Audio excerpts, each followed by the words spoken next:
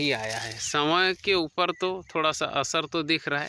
Tablet खा रही है, ये अलग अलग टेबलेट खा रही है दूध से, क्योंकि जिस तरह से सोयाबीन का उठ होना चाहिए था, जिस तरह से ये सोयाबीन उठ रही थी, अब ये छोटी छोटी हो गई है। अब इसको एक तरह से उठने में टाइम भी लगेगा, है ना। लेकिन अब क्या कर सकते हैं, तकदीर का लिखा हुआ कोई नहीं मिटा सकता है। जाती हो पानी। नमस्कार दोस्तों, कैसे हैं आप सब। उम्मीद करते हैं आप सब अच्छे होंगे, स्वस्थ होंगे। आप अपना और अपने पूरे परिवार का ख्याल रख रहे होंगे। दोस्तों, आज गुरुवार का दिन है। परसों हमने दवाई छांटी थी। देखिए आप, इसमें ये जो सवा है ये पीला पीला हो गया है। इसका पत्ता देखिए आप, ये पीला पीला हो गया, पूरा हरा नहीं है ये, है ना। तो ये तो जल गया, लेकिन मेन जिस काम के लिए हमने, ये वाला जो खरपतवार है, ये बहुत ज़्यादा परेशान करता है। ये जला भी नहीं है, ऊपर से सोयाबीन के जो पत्ते हैं वो भी एक तरह से ऐसे हो गए हैं। मतलब ऐसा जो है, देखिए आप, ये वाला पत्ता है ना, ये ऐसे अब धीरे धीरे ये जो दवाई का असर होगा तो ये सोयाबीन अगर पानी नहीं गिरेगा तो ऐसी हो जाएगी जैसे जला दिए हैं इसके पत्ते, है ना, अगर पानी नहीं गिरा तो।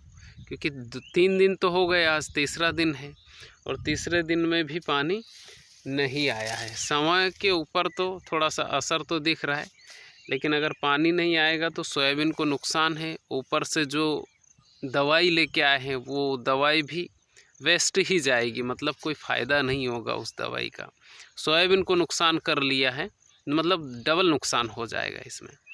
अगर आज भी पानी आ जाएगा तो कुछ तो असर करेगी ये दवाई, लेकिन अगर पानी नहीं आया तो दोनों तरफ से नुकसान है। दवाई भी गई, मतलब जो दवाई लेके आए वो भी ऐसे ही गई, और सोयाबीन को भी नुकसान हो जाएगा।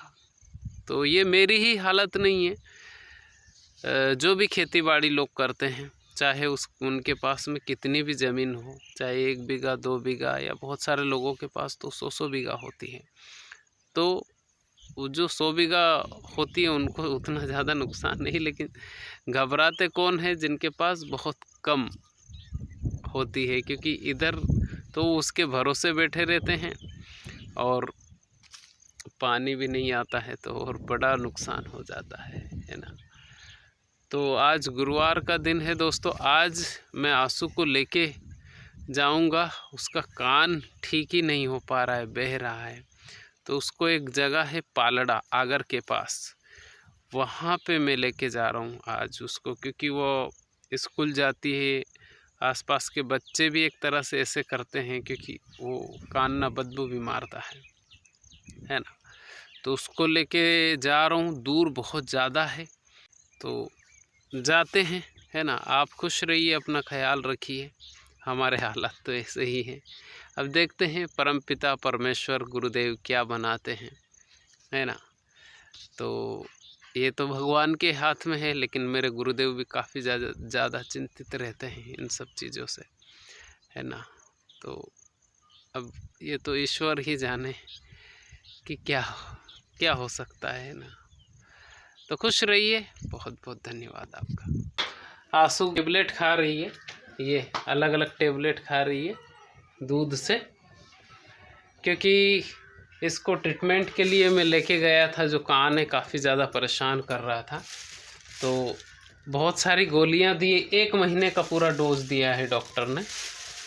ये देखिए, पूरा 1 महीने का डोज है ये, और ये गोलियां, ये ड्राप है कान में डालने का। मतलब बहुत सारी गोलियां भी, बहुत सारी और बड़ी बड़ी गोलियां। देखिए खा रही है, ये खा रही है दूध से, क्योंकि कान बचपन से ही बह रहा है, और डॉक्टर ने ये कहा कि अगर ये लगातार बहता रहेगा तो फिर इसका क्या है कि मतलब सुनाना बंद हो जाएगा। हमने देसी दवाई भी काफ़ी की, लेकिन आराम नहीं हो पा रहा है।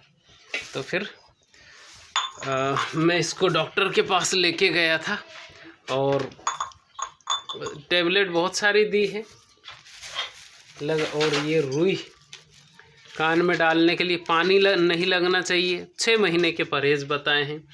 खटाई और केरी, मतलब आम और केला, नमक ये बिल्कुल ही बंद किया है, बिल्कुल ही, ना के बराबर नहीं, बिल्कुल ही बंद है नहीं। नमक तो 4 दिन तक, नमक 4 दिन तक तो बिल्कुल ही बंद है। बाकी सारी चीज़ें, नमक भी हल्का फुल्का ही खाना है 6 महीने तक, है ना,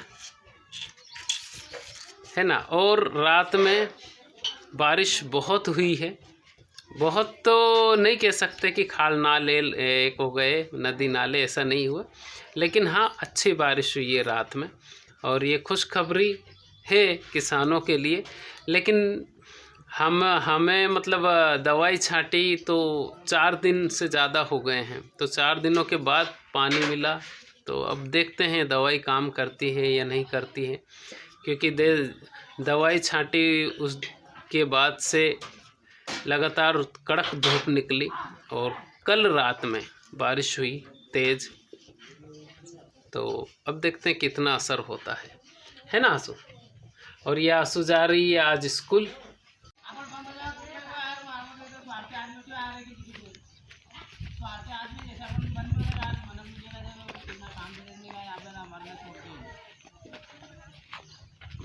चलो